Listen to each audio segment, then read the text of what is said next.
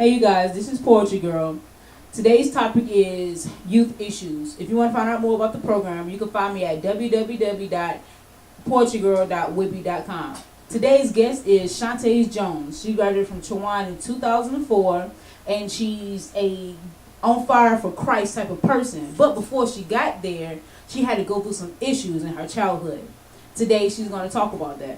So, Miss Jones, can you tell me what went on in your childhood that brought you to this point in your life now? Yes, Miss McKenzie, I sure can. I grew up in Fayetteville, North Carolina, and when I was a child, I didn't have my biological father in my life. He kind of fled the scene when I was born, and he kind of never really returned. And then I had my mom. Funny thing is that I've always had my grandparents. I've always had a big loving family, but as a child, every child has a void that they need filled, whether it be with their parents or materialistic, whichever way it goes. There's a void that always needs to be filled, and mine just so happened to be my father. At an early age, I was trying to figure out, why he didn't love me enough to stay, or what happened, what can I do to fix it, and things like that. And then I just soon forgot about it and just said forget it. And then when I was 11, my mother passed away, and then so I was like, okay, well, there's mom, there's dad, now I got grandparents. Grandparents love me great. I didn't have a problem with that. They loved me great. But I think a lot of what I went through as a child turned me to just doing crazy things that I should have never really got into. I was a child that did it whatever I wanted to do when I wanted to do it. Little did my grandparents know. You're probably gonna find out now. But You're right. I did what I wanted to do when I wanted to do it. I mean, I got into dealing with some gangs and stuff that I should have never been dealing with. I got into dealing with small petty time drugs that I should have never been dealing with. But whatever the case may be, I dealt with it. I went to high school. I got involved with things in school, just like nothing was going on the outside life like many kids do today. Mm-hmm. And, just kind of try to cover up a lot of what was going on really on the inside. So, eventually I was just like, okay, I'm feeling a missed void of love, Not that my grandparents couldn't love me like anybody else. Not that, they didn't love me like anybody else. I just missed a void of love. So in order to find that love, I turned to being with females. And being with a female, I figured, hey, I can love someone and they can love me just the way I want to be loved, and I don't have to worry about the rest of the stuff. Okay. So you talk about something on the inside. Can you describe to us what was that? What did you feel on the inside? I understand that it was a void, but describe to me, what was that void?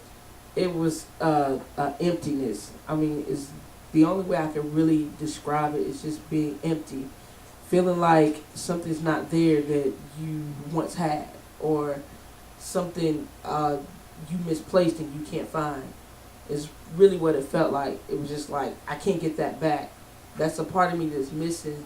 I can't, I don't know where to go look for it. I can't find it. It's like when you lose your wallet in the house. You're going crazy because you got somewhere to be and you can't find your wallet, and you just talking to yourself. You can't figure out what the world's going on, and then eventually you find it. Well, that void was, okay, I need to find something to go there. Okay. Something to fill that empty space. So do you have brothers or sisters? I do. I have one sister. So how did your sister take your mother passing? I can't really tell you because, of course, we've always had a really close relationship. But a lot of the times, she was 7, so she was really, really young when it happened. But, I felt for me. So I didn't know what was going on with her. I didn't ask what was going on with her. I wasn't there to find out what was going on with her. I was pretty much doing my own thing. Okay. So, if you want to, can you tell me what happened to your mother? My mom was actually, she and one of my cousins, who were really close friends at one point in time, were out, just hanging out or whatever the case may be one night, and they stopped back at a restaurant to eat on their way back in, and they were robbed, and not only robbed but kidnapped to a place, that by God nobody could really find them, and one of them broke loose, which happened to be my cousin. They were wrapped up, she broke loose and ran, and the guy shot my mom, and then 2 days later she died. Wow. Wow. So how has that molded you into the person you are now? Actually, I would like to say that I'm a very, very strong person, strong-minded. I think a lot for myself. I'm very logical when I think a lot of times. I'm a situational thinker also, which I think a lot of that has allowed me or has made and molded me to be that way, because, you know, you can't just come to me with some stuff and be like, okay, Shantae, you should believe it. Mm-hmm. Well, I mean, Shantae's not like that. Shantae thinks through things, and it's just like, hold up, wait a minute. Are you really just telling me you wanted to tell me the sky was purple when I'm really looking at it being blue? Right. Okay. So a lot of the way that I think comes from a lot of that, because I just can't see myself thinking any other way or being any other way. Just from all of that. I mean, some people go through things and they're just dumbfounded and they're just like, oh, what do I do now? Well, see, I never really had that issue, because I feel like, this is what I'm going to do now, regardless. Okay. So it has helped you. So if there's somebody out there that's dealing with going down the road of lesbian, or they have that void that you was talking about, that emptiness, or what would you tell them? How would you encourage them? How would you try to lift them up? What would you say to them? The only thing that I could really say to them is I would not tell you not to do it. A lot of times parents think that that's what you're supposed to do, is you're supposed to tell your child what not to do. And in reality, what you're telling them is go do it. Okay.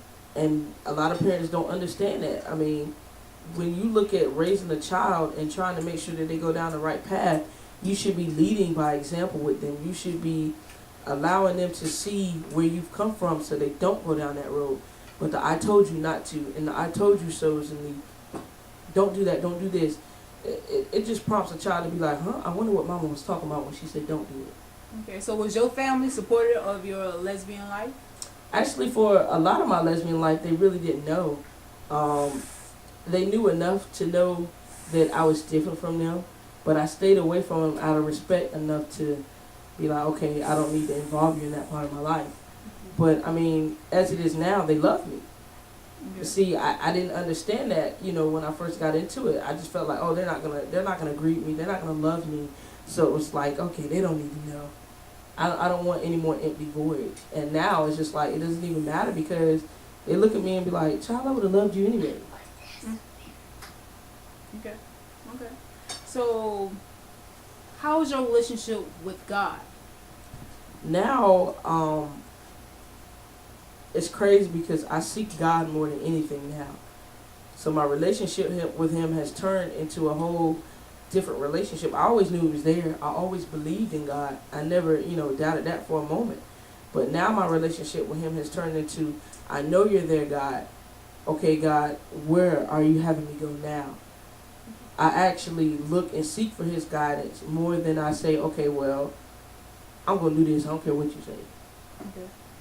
So now you have a relationship. Before you didn't. Right. I just had religion before. Now I have a relationship. Okay. That's what's up. So thank you, Miss Jones, for coming on the talk show. I hope you come to the website and visit us and tell other people about us. Sure will. Thank you. You're welcome.